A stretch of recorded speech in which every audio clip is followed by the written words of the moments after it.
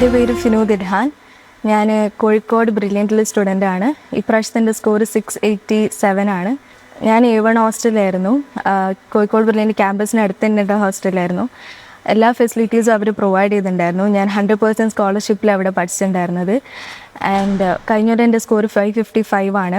അപ്പോൾ അവിടെ നിന്നൊരു ഹൈക്കാണ് എനിക്ക് ഇപ്രാവശ്യം ഉണ്ടായിരുന്നത്. അതിനുള്ള മെയിൻ ഒരു കോൺട്രിബ്യൂഷൻ ബ്രില്യൻ്റ് തന്നെയായിരുന്നു.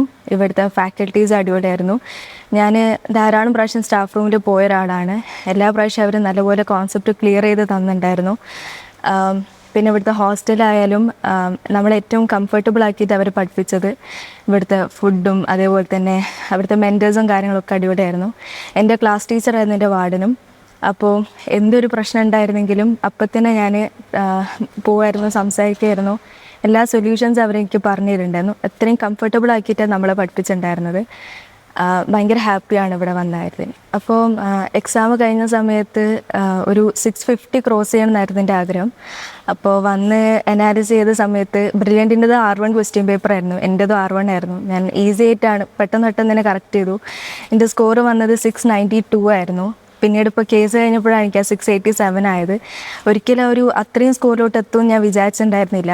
കാരണം കഴിഞ്ഞൊരു 555 ആയിരുന്നു. ഞാൻ ഒരു 650 ഇങ്ങനെയൊക്കെ ക്രോസ് ചെയ്ത് കിട്ടാൻ ആഗ്രഹിച്ചിട്ടുണ്ടായിരുന്നു. അപ്പം എനിക്ക് അന്നേരം വിശ്വസിക്കാൻ പറ്റിയില്ല. ഒരു 680 അല്ലെങ്കിൽ 690 എന്ന് പറഞ്ഞൊരു സ്കോറ് ഞാൻ തീരെ പ്രതീക്ഷ ഉണ്ടായിരുന്നില്ല. ആൻഡ് അത് കിട്ടിയ സമയത്ത് ഭയങ്കര ഹാപ്പിയായിരുന്നു. ഞാൻ വീണ്ടും ചെക്ക് ചെയ്തു ക്വസ്റ്റ്യൻ പേപ്പർ അത് ഉള്ളത് തന്നെയായിരുന്നു എന്നുള്ളത്. അത്രക്കും ഞാൻ തീരെ പ്രതീക്ഷിച്ചിട്ടുണ്ടായിരുന്നില്ല. ആൻഡ് ഭയങ്കര ഹാപ്പി ആയിരുന്നു ആ ഒരു കാര്യത്തിൽ. പിന്നെ ഞാൻ മെയിൻലി NCERT ബേസ്ഡ് ആയിട്ടാണ് പഠിച്ചത്. 3 സബ്ജക്റ്റിൻ്റെയും NCERT ക്ലിയർ ആയിട്ട് വായിച്ചതിന് ശേഷമാണ് ഞാൻ ബാക്കി കാര്യങ്ങൾ ചെയ്തിട്ടുണ്ടായിരുന്നത്. അപ്പം കെമിസ്ട്രിയും ബയോളജിയും ഓൺലി NCERT ആയിരുന്നു. ഫിസിക്സിന് ഞാനൊരു പ്രീവിയസ് ഇയർ ക്വസ്റ്റ്യൻസ് വെച്ചിട്ടാണ് പഠിച്ചത്. പിന്നെ ബ്രില്യൻറ്റിൻ്റെ വർക്ക് ബുക്കും സ്റ്റഡി മെറ്റീരിയൽസും എല്ലാം ഒരു 3-4 പ്രാവശ്യം ഞാൻ ചെയ്തിട്ടുണ്ട്. അതിലുള്ള പല വെറൈറ്റി ക്വസ്റ്റ്യൻസൊക്കെ നമുക്ക് പെട്ടെന്ന് കാണാൻ പറ്റും. അപ്പോൾ ഭയങ്കര ഹെൽപ്ഫുള്ളായിരുന്നു. നീറ്റിൻ്റെ സമയത്തും ഇവിടുന്ന് തന്ന പല ക്വസ്റ്റ്യൻസ് സിമിലറായിട്ട് വന്നിട്ടുണ്ട്. അപ്പോൾ അതൊക്കെ വേഗം സോൾവ് ചെയ്യാൻ വേണ്ടി പറ്റി.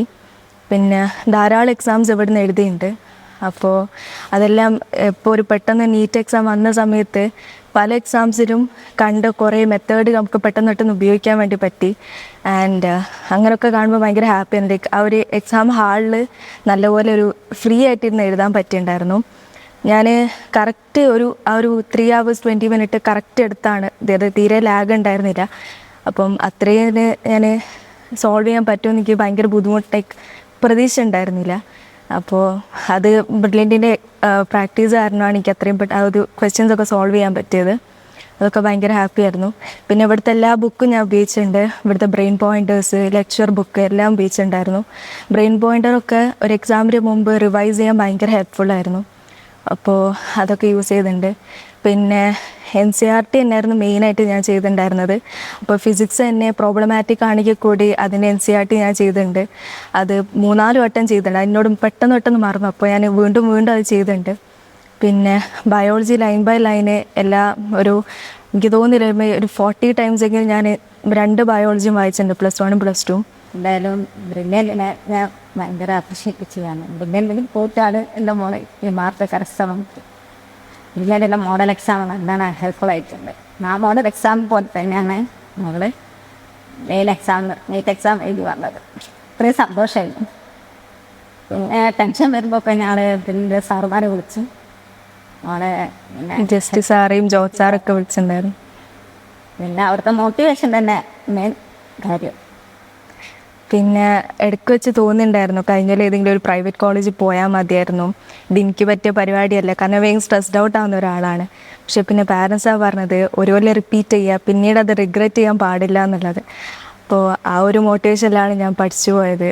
എന്തായാലും അത് വേസ്റ്റ് ആയില്ല. നല്ലൊരു കോളേജിൽ തന്നെ അൽഹംദുലില്ലാഹ് കിട്ടി. ബ്രില്യൻറ്റിൻ്റെ എല്ലാ ഫെസിലിറ്റീസും നമുക്ക് തരുന്നത്. അവിടുത്തെ ഫാക്കൽറ്റീസ് അടിപൊളിയാണ്. അതാണ് ഏറ്റവും മെയിൻ എന്ന് പറയുന്നത്.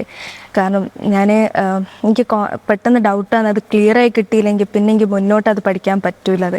അപ്പോൾ അത് ഏറ്റവും ഫണ്ടമെൻ്റൽ ആയിട്ടുള്ള കാര്യം വരെ ക്ലിയർ ആക്കി തരുന്നുണ്ടായിരുന്നു. അവരുടെ ക്ലാസ്സസ് അടിപൊളിയാണ്. പിന്നെ ലേണിംഗ് ആപ്പ് ഞാൻ യൂസ് ചെയ്തിട്ടുണ്ട്. അതിലുള്ള എക്സാംസ് ചെയ്തിട്ടുണ്ട്. അതിൽ level 1, 2, 3 എന്നുള്ളതാണ്. ഞാൻ മെയിൻലി level 1 ഉം 2 ആണ് ചെയ്തത്. പിന്നെ അവരുടെ ക്ലാസ്സസ് ഇപ്പോൾ പെട്ടെന്നൊരു കോൺസെപ്റ്റ് ക്ലിയർ ആയില്ല എന്നുണ്ടെങ്കിൽ ഞാൻ ഈ ലേണിംഗ് ആപ്പ് എടുക്കാം, ആ ഒരു ഭാഗം എടുത്ത് അത് കേൾക്കും. അപ്പം കുറേ സാറുമാർ വീഡിയോസ് ഉണ്ട്, അപ്പോൾ നമുക്ക് വേണ്ടിയ രീതിയിൽ നമുക്ക് വായിക്കാം. ഷോർട്ട് ഉണ്ട്, ലോങ് ഉണ്ട്. അപ്പം നമ്മുടെ സമയം അനുസരിച്ച് അത് ഉപയോഗിക്കാൻ വേണ്ടി പറ്റും. പിന്നെ ലാസ്റ്റിലോട്ടായപ്പം ഓൺലൈൻ എക്സാംസ് ഉണ്ടായിരുന്നു. ഇഷ്ടംപോലെ എക്സാംസ് ചെയ്തിട്ടുണ്ട്. ലാസ്റ്റ് 3 months ധാരാളം എക്സാംസ് ഞങ്ങൾ ചെയ്തിട്ടുണ്ട്. അപ്പോൾ അതിൽ നീറ്റിന് May 4th എഴുതിയ ഒരു എക്സാമിൻ്റെ ക്വസ്റ്റ്യൻ പോലും May 5th നീറ്റിൽ ഞാൻ കണ്ടിട്ടുണ്ടായിരുന്നു. അത് ഭയങ്കര ഹാപ്പിയായിരുന്നു ഞാൻ. കാരണം ഓൺലൈൻ എക്സാം ചെയ്ത സമയത്ത് എനിക്കത് അന്ന് തെറ്റിപ്പോയി, പക്ഷേ നീറ്റിന് ഞാനത് ക്ലിയർ ആക്കിയിട്ടുണ്ടായിരുന്നു. അപ്പം അതൊക്കെ ബ്രില്യൻ്റ് കാരണമാണ്. ഭയങ്കര ഹാപ്പിയാണ്. എൻട്രൻസ് സംബന്ധമായ വാർത്തകളും അപ്ഡേഷനുകളും ഏറ്റവും വേഗം ആധികാരികമായി അറിയാൻ ബ്രില്യൻറ്റ് സ്റ്റഡി സെന്റർ പാല യൂട്യൂബ് ചാനൽ സബ്സ്ക്രൈബ് ചെയ്യുക, ബെൽ ഐക്കൺ അമർത്തുക. ഈ വീഡിയോ മറ്റ് സുഹൃത്തുക്കളിലേക്കും ഷെയർ ചെയ്ത് നൽകുക.